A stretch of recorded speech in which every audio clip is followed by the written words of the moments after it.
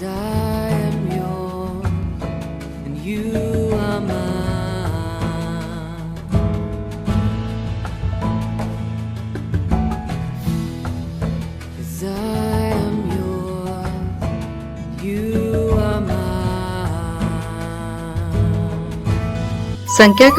24వ అధ్యాయము 1వ వచనం నుండి. ఇజ్రాయేలీలను దీవించుట యెహోవా దృష్టికి మంచిదని బిలాము తెలుసుకున్నప్పుడు అతడు మునుపటి వలె శకునములను చూటుటకు వెళ్ళక అరణ్యము వైపు తన ముఖమును త్రిప్పుకొనెను. బిలాము కన్నులెత్తి ఇజ్రాయేలీలు తమ తమ గోత్రముల చొప్పున దిగియుండుట చూచినప్పుడు దేవుని ఆత్మ అతని మీదికి వచ్చెను. కనుక అతడు ఉపమాన రీతిగా ఇట్లనెను: బెయోరు కుమారుడైన బిలాముకు వచ్చిన దేవోక్తి, కన్నులు తెరిచిన వానికి వచ్చిన దేవోక్తి, దేవవాక్కులను వినిన వాని వార్త. అతడు పరవశుడై కన్నులు తెరిచిన వాడై సర్వశక్తుని దర్శనము పొందెను. యాకోబు, నీ గుడారములు, ఇజ్రాయేలు, నీ నివాస స్థలములు ఎంతో రమ్యమైనవి. వాగుల వలె అవి వ్యాపించి ఉన్నవి. నదీ తీరమందలి తోట వలెను, యెహోవా నాటిన అగరు చెట్ల వలెను, నీళ్ల యొద్దనున్న దేవదారు వృక్షముల వలెను అవి ఉన్నవి. నీళ్లు అతని బొక్కల నుండి కారును. అతని సంతతి బహుజలముల యొద్ద నివసించెను. అతని రాజు అగగు కంటే గొప్పవాడగును. అతని రాజ్యము అధికమైనదగును. దేవుడు ఐగుప్తులో నుండి అతన్ని రప్పించెను. గురుపోతు వేగము వంటి వేగము అతనికి కలదు. అతడు తన శత్రువులైన జనులను భక్షించును. వారి ఎముకలను విరుచును. తన బాణములతో వారిని గుచ్చును. సింహం వలెను, ఆడ సింహం వలెను అతడు కృంగి పండుకొనెను. అతనిని లేపువాడెవడు? నిన్ను దీవించువాడు దీవింపబడును, నిన్ను శపించువాడు శపింపబడును. అప్పుడు బాలాకు కోపము బిలాము మీద మండెను. కనుక అతడు తన చేతులు తరుచుకొని బిలాముతో, నా శత్రువులను శపించుటకు నిన్ను పిలిపించితిని, కాని నీవు ఈ ముమ్మారు వారిని పూర్తిగా దీవించితివి. కాబట్టి నీవు ఇప్పుడు నీ చోటికి వేగంగా వెళ్ళుము. నేను నిన్ను మిక్కిలి ఘనపరచదనని చెప్పితిని, కాని యెహోవా నీవు ఘనత పొందకుండా ఆటంకపరిచిననెను. అందుకు బిలాము బాలాకుతో, బాలాకు, తన ఇంటిడి వెండి బంగారములను నాకిచ్చినను నా ఇష్టము చొప్పున మేలైనను కీడైనను చేయుటకు యెహోవా సెలవిచ్చిన మాటను మీరలేను. యెహోవా ఏమి సెలవిచ్చినో అదే పలికెదనని నీవు నా ఎద్దుకు పంపిన నీ దూతలతో నేను చెప్పలేదా? చిత్తగించుము, నేను నా జనుల ఎద్దుకు వెళ్ళుచున్నాను. అయితే కడపటి దినములలో ఈ జనులు నీ జనులకేమి చేయుదురో అది నీకు విసిదపరిచెదను రమ్మని చెప్పి ఉపమాన రీతిగా ఇట్లనెను: బెయోరు కుమారుడైన బిలాముకు వచ్చిన దేవోక్తి, కన్నుల తెరిచిన వారికి వచ్చిన దేవోక్తి, దేవవాక్కులను వినిన వాని వార్త, మహోన్నతుని విద్య నెరిగిన వాని వార్త. అతడు పరవశుడై కన్నులు తెరిచిన వాడై సర్వశక్తుని దర్శనము పొందెను. ఆయనను చూచుచున్నాను కాని ప్రస్తుతం నన్నున్నట్టు కాదు. ఆయనను చూచుచున్నాను కాని సమీపంననున్నట్టు కాదు. నక్షత్రము యాకోబులో ఉదయించును, రాజదండము ఇజ్రాయేలులో నుండి లేచును. అది మోయాబు ప్రాంతములను కొట్టును, కలహవీరులనందరినీ నాశనము చేయును. ఎదోమును సేయూరును ఇజ్రాయేలుకు శత్రువులు, వారు స్వాధీనపరచబడుదురు. ఇజ్రాయేలు పరాక్రమమందును, యాకోబు సంతానమున ఏలిక పుట్టును. అతడు పట్టణములోని శేషమును నశింపచేయును.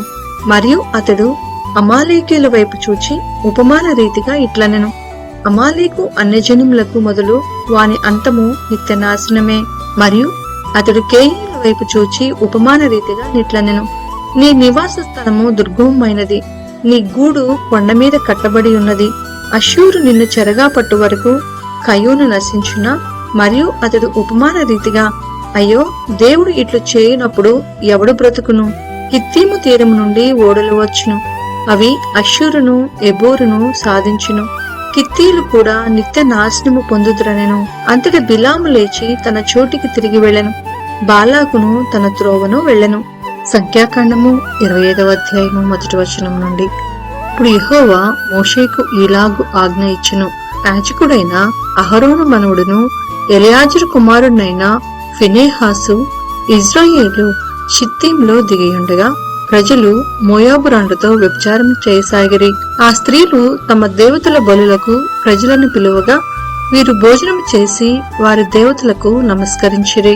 అట్లు ఇజ్రాయేలీలు బయల్పెయోరుతో కలుసుకున్నందున వారి మీద యెహోవా కోపము రగులుకొనెను. అప్పుడు యెహోవా మోషేతో ఇట్లనెను: నీవు ప్రజల అధిపతులందరినీ తోడుకొని యెహోవా సన్నిధిని సూర్యునికి ఎదురుగా వారిని ఉరితీయము. అప్పుడు యెహోవా కోపాగ్ని ఇజ్రాయేల్ మీద నుండి తొలగిపోవునని చెప్పెను. కాబట్టి మోషే ఇజ్రాయేలీల న్యాయాధిపతులను పిలిపించి, మీలో ప్రతివాడును బయల్పెయోరుతో కలుసుకొనిన తన వశములోని వారిని చంపవలనని చెప్పెను. ఇదిగో, మోషే కన్నుల ఎదుటను ప్రత్యక్షపు గుడారం యొక్క ద్వారమునొద్ద ఏడ్చుచుండిన ఇజ్రాయేలీల సర్వ సమాజము యొక్క కన్నుల ఎదుటను ఇజ్రాయేలీలలో ఒకడు తన సహోదరుల యొద్దకు ఒక మిద్యాని స్త్రీని తోడుకొని వచ్చెను. యాజకుడైన అహరోను మనవడును ఎలియాజరు కుమారుడైన ఫినెహాసు అది చూచి సమాజం నుండి లేచి ఈటెను చేత పట్టుకుని పడకచోటికి ఆ ఇజ్రాయేలీని వెంబడి వెళ్లి ఆ ఇద్దరిని అనగా ఆ ఇజ్రాయేలీని ఆ స్త్రీని కడుపులో గుండా దూసిపోవునట్లు పొడిచెను. అప్పుడు ఇజ్రాయేలీల నుండి తెగులు నిలిచిపోయెను.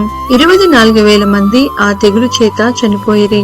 అప్పుడు యెహోవా మోషేకు ఇలాగు ఆజ్ఞ ఇచ్చెను, యాజకుడైన అహరోను మనవడును ఎలియాజరు కుమారుడైన ఫినెహాసు వారి మధ్యను నేను ఓర్వలేని దానిని తాను ఓర్వలేకపోవటం వలన ఇజ్రాయేలీల మీద నుండి నా కోపము మళ్లించెను కనుక నేను ఓర్వలేకయుండియు ఇజ్రాయేలీలను నశింపచేయలేదు.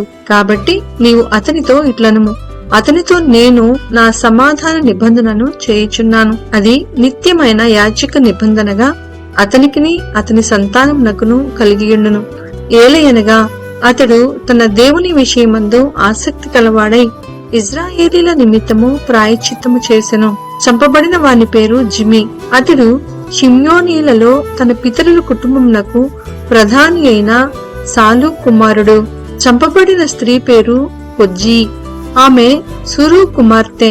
అతడు మిద్యానీలలో ఒక గోత్రమునకును తన పితరుల కుటుంబమునకును ప్రధాని అయి ఉండెను. మరియు యెహోవా మోషేకు ఇలాగు సెలవిచ్చెను, మిద్యానీయులు తమ తంత్రముల వలన మీకు బాధకులై ఉన్నారు. వారిని బాధపెట్టి హతము చేయుడి. వారు తంత్రములు చేసి పెయోరు సంతతిలోను తెగులు దినమందు పెయోరు విషయంలో చంపబడిన తమ సహోదరియు మిద్యానీయుల అధిపతి కుమార్తెయునైన కొజ్జీ సంగతిలోను మిమ్మును మోసపుచ్చిరి. సంఖ్యాకాండము 26వ అధ్యాయము 1వ వచనం నుండి. ఆ తెగులు పోయిన తరువాత యెహోవా మోషేకును యాజకుడకు అహరోను కుమారుడైన ఎలియాజరుకును ఇలాగు సెలవిచ్చెను, మీరు ఇజ్రాయేలీల సర్వ సమాజంలోను 20 ఏండ్లు మొదలుకొని పై ప్రాయం కలిగి ఇజ్రాయేలీలలో సేనగా బయలువెళ్ళు వారందరి సంఖ్యను వారి వారి పితరుల కుటుంబములను బట్టి వ్రాయించుడి. కాబట్టి 20 ఏండ్లు మొదలుకొని పైప్రాయం గల వారిని లెక్కింపుడని యెహోవా మోషేకును ఐగుప్తు దేశం నుండి వచ్చిన ఇజ్రాయేలీలకును ఆజ్ఞాపించినట్లు మోషేయు యాజకుడగు ఎలియాజరును ఇజ్రాయేలీలు మోయాబు మైదానములలో యెరికో యొద్దనున్న యోర్దాను దగ్గర నుండగా జనసంఖ్యను చేయడని వారితో చెప్పిరి. ఇజ్రాయేలు తొలిచూలు రూబేను పుత్రులలో హనోకీయులు హానోకు వంశస్థులు, పల్లువీయులు పల్లు వంశస్థులు, హెస్రోనీయులు హెస్రోను వంశస్థులు, కల్మీయులు కర్మీ వంశస్థులు. వీరు రూబేనీయుల వంశస్థులు. వారిలో లెక్కింపబడిన వారు 43,730 మంది. పల్లు కుమారుడు ఏలియాబు కుమారులు నెమూయేలు, దాతాను, అబీరాము. కోరహు తన సమూహములలో పేరు పొందినవాడు. అతని సమాజము యెహోవాకు విరోధముగా వాదించినప్పుడు సమాజములో మోషే అహరోనులకు విరోధముగా వాదించిన దాతాను, అబీరాములు వీరు. ఆ సమూహపు వారు మృతి పొందినప్పుడు అగ్ని 250 మందిని భక్షించినందునను భూమి తన నోరు తెరిచి వారిని కోరాహును మింగివేసినందునను వారు దృష్టాంతములైరి. అయితే కోరాహు కుమారులు చావలేదు. షిమ్యోను పుత్రుల వంశములలో నెమూయేలు వంశస్థులు, యామీనీయులు యామీను వంశస్థులు, యాకీనీయులు యాకీను వంశస్థులు, జరహీయులు జరహు వంశస్థులు, షావూలీయులు షావూలు వంశస్థులు. ఇవి షిమ్యోనీయుల వంశములు. వారు 22,200 మంది. గాదు పుత్రుల వంశములలో సెపోనీయులు సెపోను వంశస్థులు, హగ్గీయులు హగ్గీ వంశస్థులు, షూనీయులు షూనీ వంశస్థులు, ఓజనీయులు ఓజన్ వంశస్థులు, ఏరీయులు ఏరీ వంశస్థులు, ఆరోదీయులు ఆరోద్ వంశస్థులు, అరేలీయులు అరేలీ వంశస్థులు, వీరు గాదీల వంశస్థులు. వ్రాయబడిన వారి సంఖ్య చొప్పున వీరు 40,500 మంది. యూదా కుమారులు ఏరు ఓనాను.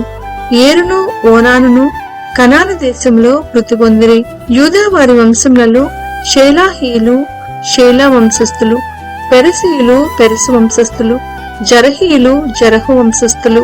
పెరసీయులలో హెస్రోనీయులు హెస్రోన్ వంశస్థులు, హామూలీయులు హామూలు వంశస్థులు, వీరు యూదీల వంశస్థులు. వ్రాయబడిన వారి సంఖ్య చొప్పున వీరు 76,500 మంది.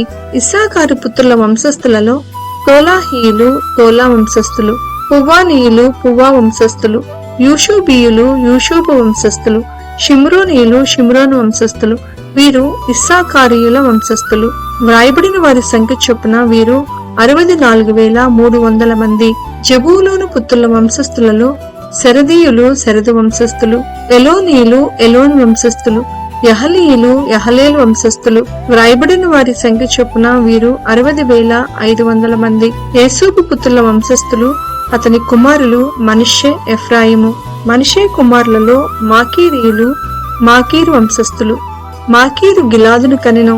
గిలాదీయులు గిలాదు వంశస్థులు, వీరు గిలాదు పుత్రులు. ఈజరీయులు ఈజరు వంశస్థులు, హెలాకీయులు హెలకు వంశస్థులు, అస్రియేలీయులు అస్రియేలు వంశస్థులు, షెకెమీయులు షెకెమి వంశస్థులు, షమీదాయియులు షమీదా వంశస్థులు, హెపెరీయులు హెపెరు వంశస్థులు. హెపెరు కుమారుడైన సెలోపెహాదుకు కుమార్తెలే కాని కుమారులు పుట్టలేదు. సెలోపెహాదు కుమార్తెల పేరులు మహాలా, నోయా, హొగ్లా, మిల్కా, తిర్సా. వీరు మనష్షీల వంశస్థులు. వ్రాయబడిన వారి సంఖ్య చొప్పున వీరు 72,700 మంది. ఎఫ్రాయిము పుత్రుల వంశములు ఇవి: షూతులహీయులు షూతులహు వంశస్థులు, బేకరీయులు బేకరు వంశస్థులు, తహనీయులు తహను వంశస్థులు, వీరు ఘాతులహు కుమారులు. ఎరానీయులు ఎరాన్ వంశస్థులు, వీరు ఎఫ్రాయిముల వంశస్థులు. వ్రాయబడిన వారి సంఖ్య చొప్పున వీరు 32,500 మంది. వీరు ఏసూపు పుత్రుల వంశస్థులు. బెన్యామీను పుత్రుల వంశములలో బెలీయులు బెల వంశస్థులు, అష్బేరీయులు అష్బేల వంశస్థులు,